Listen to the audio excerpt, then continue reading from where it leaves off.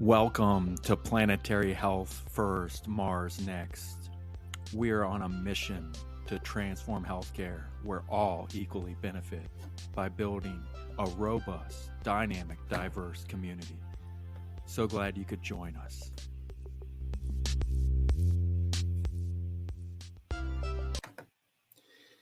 Welcome to Planetary Health First, Mars Next. My name is Michael Mann. I am the host and producer. Also, I am the managing director at DeSanti. Today, we have a special guest, Susan Clark. She is known as the health IT rock star. Susan Clark advises HIEs and state health agencies on strategy, funding. Susan has 25 years in healthcare experience, which has spanned from clinical front desk to managed care, policy, quality IT, and health information management. This diverse background has formed the perfect stage for Susan to observe the entire healthcare ecosystem, enabling her to transcend traditional silos with an understanding of the dependency and impacts on multiple stakeholders, utilizing her expertise in EHR and HIE implementation, as well as quality payment programs. Susan's most recent roles has involved connecting state stakeholders to achieve state programmatic goals, primarily with Medicaid and social services, by optimizing federal funding for technology. Susan has served in multiple volunteer positions, including as president of the Indiana Health Information Management Association, HIMSS, Indiana chapter secretary on the AHIMA nominating committee, and as well as the chair of the AHIMA Advocacy and Policy Council. Well, it is great to have Susan here today, and we look forward to this amazing topic. It's great to have you. Welcome, everyone, to Planetary Health First, Mars Next. Today, we have an amazing guest. She is a healthcare IT rock star, which I don't even probably have to say her name, but I will, Susan Clark. And she's here with us. And we are going to just kind of noodle through healthcare EMRs, where the potential is, where we might see them, where they're going. And I'm just going to throw it out. She is going to be sharing a little bit about expanding EMRs to prisons. And I imagine, Susan, that there's a lot of really important health outcomes that could be better reflected, whether it be mental health, understanding the medication prison inmates need to be on, lowering the cost, all these different things that I would love for you to share with our audience about this. Oh, and it is a whole new world to me in the last just few years of learning about different prisons. So we when we think about EHRs, we usually think, hospital or clinic or whatever. Well, there's hospitals and clinics in the correctional systems. So sometimes there's, people in there that have a lot of issues. We talked about behavioral health being kind of one set, but even just clinical health, you still have chronic conditions. You may have other things that come up, and it's kind of a black box, because when someone enters the system, those folks may or may not have an EHR. So just thinking of some of the folks I'm working with, usually at maybe a state, I have not worked with federal, but at state level, usually a little more robust, that they have a little more coordination, multiple large facilities, that they'll at least have an EHR. Then you look at, so in the state I live in, there's 92 counties, and each of them has a jail, and they are at different sizes, and they're governed in many different ways. And some of them have an EHR, some have nothing, some have no healthcare tracking whatsoever. But just focusing back on the state, because that is one that we can at least try to work with, that when someone enters the system, then the providers within corrections, if they only have their EHR and that person's not been there or is returning after some time, anything that happened in the more private world is not available to them unless they, have access to a health information exchange or have an EHR that has access to a Commonwealth or care quality, which is really probably not as active in a correctional system.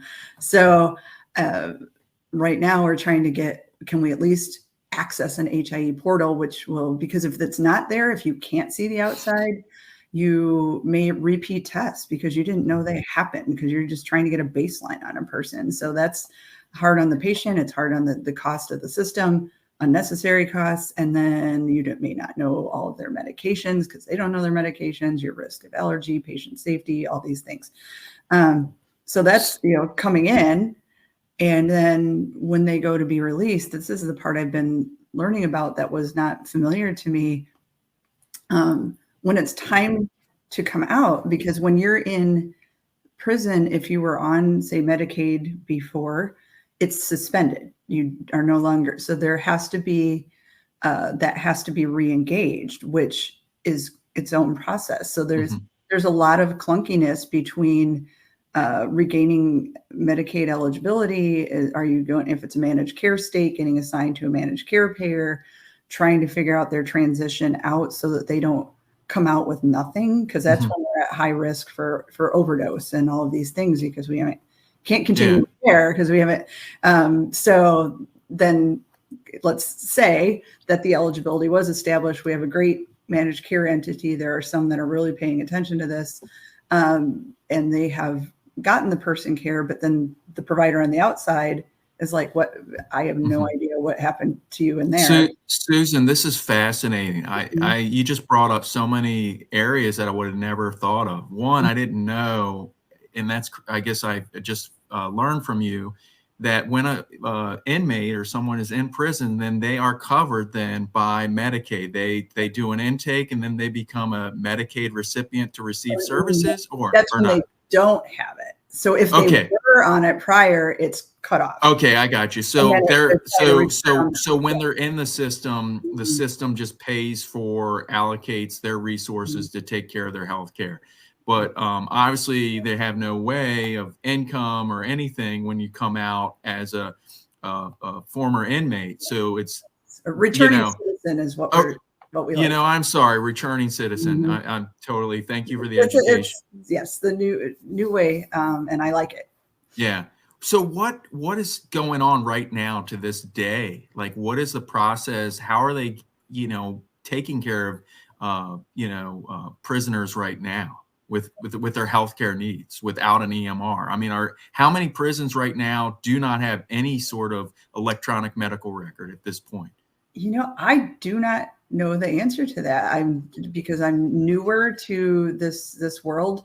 The few that I know about it, it's just widely variable. And the smaller the organization, the less likely that they have an EHR. The smaller the jurisdiction, and in even some states, I know we're partnering with an EHR vendor in a state right now that will be going from paper to a major electronic health record vendor, which then, to me, that's something I'm super passionate about because that's kind of where I got started in health IT. Is EHR implementation is very complex, and it's not the same as, because it's a government entity, a lot of times it's just looked at as a government IT system, and it's still a clinical workflow system. So I'm super passionate about being attentive to the needs of the clinicians who will be using it. And a lot of times, so I think of a lot of states then outsource. There's a whole market for correctional health systems. So there's like the whole care delivery that, the state I live in outsources to a company it takes care of all the clinical, the providers, the staff, all of that stuff. So there's a lot of outsourcing and vendor management that has to be done too. And they're just dependent on that to work. Wow. So what are you optimistic about it? Or are you just in the middle of this whole process? I mean, what do you see for you as a healthcare expert kind of starting this project? What do you tell me a little bit about that? I want to use this, I'm trying to evangelize, influence to say, let's pay attention to this, because this is a whole population of folks who have some really poor outcomes because we can't keep a continuity of care and give them an opportunity to succeed if they're, we're not handing off in the right way to give them the resources they need, whether it's social or clinical, to get them going. So that I'm just super passionate about it, because that's not an area that was, say, incentivized by the EHR incentive programs of the high-tech promoting interoperability. It's one of the many care settings that are a little bit behind. Same with, so behavioral health would be the same when they come out. So a lot of behavioral health centers won't have the ability to receive electronic information, even if, let's say, that it was a prison that could supply it. So we have a lot of work to do in a lot of these ancillary settings. And then the data sets are just so valuable that the state would love to be able to integrate more of these things accurately. So where are we seeing the funding, the incentivizing to get this right? Where are you seeing it? The opportunity? I think they're very dependent on federal dollars. Well, I shouldn't say that. It depends on the jurisdiction. So grants and federal dollars. There are opportunities depending on how the states work, that there's Medicaid technology funding. So Medicaid enterprise system funding that can be leveraged for a portion of that, which I don't know that a lot of states know or take advantage of. So of course it's not straightforward. It's a lot of hoops, but it seems like this is could be really I mean, it's very difficult, right? But if it's sold, and shouldn't use the word sold, but with the right program and alignment with stakeholders, I mean, I could see governors really get on board of this, background checks, mental health, behavioral health, social determinants of health, and then even health plans, like now, especially in California, with housing is part of health. Like, how can you have health without a house? So if there's really some sort of initiatives legislatively, regulatorily, that could be,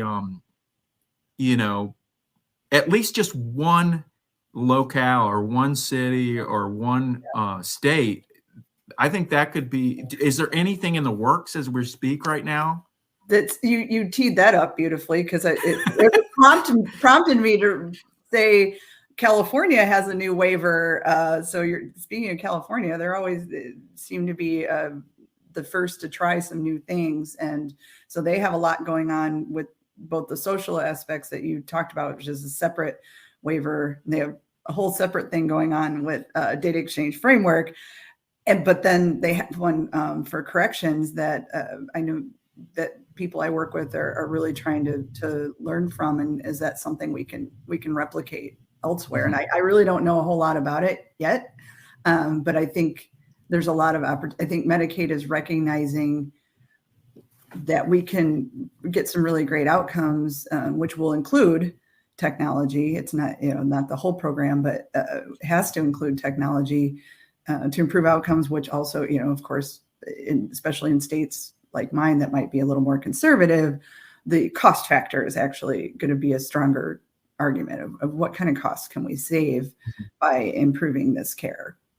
So I would imagine some of the managed care organizations would be the real benefits, the ones who really would like this as, I mean, I don't know. I mean, that's a whole nother data point where the reentry, like how many X amount of individuals are in the system that are going to be like, it's like, I guess what I'm trying to say, it's a whole new market for individuals that they would love to tap play. So I think that, to me, the capitalist marketplace could really incentivize getting these EMRs at a discounted rate to then get access to those individuals that will be reentering, and how to do wraparound programs or something. You hit two of my happy spots. Yes, depending on those managed care organizations to do a lot of this work, because the states and of course the correctional systems don't have the resources. Yeah. So there, I think we are seeing something in that realm. And then where you said incentivizing EHRs, there's, I would like to see more of it where, state Medicaid managed care contracts where states are more, maybe a little more prescriptive or give a little more push towards how managed care, it tells their providers what level of technology, what level of exchange, what level of quality reporting is expected, and that they do incentivize them for it, because you can't, it is a lot to implement for some organizations.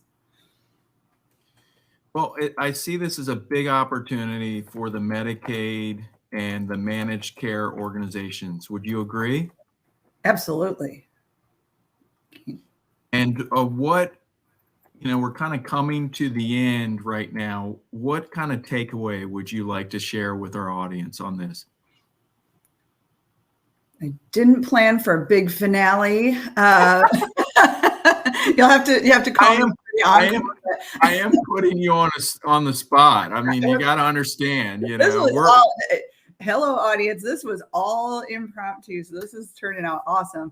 I would say that don't forget about the whole spectrum of care. So there are so many places that health information and health technology touches that will improve the whole coordination of care that we need to not leave behind. So whether it's behavioral health and home care and like Medicaid assisted treatment. So, opioid treatment centers, they aren't connected. So to really get a good picture of a person and really help them, we have to keep reaching out and giving either policy or financial incentives to get them where we can actually help them and they can help their constituents.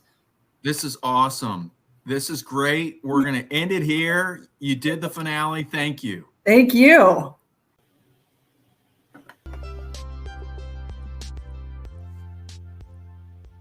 Friends, it's been such a great journey today on Planetary Health First, Mars Next. Feel free to follow us. Just type in Planetary Health First, Mars Next on the internet. Until next time.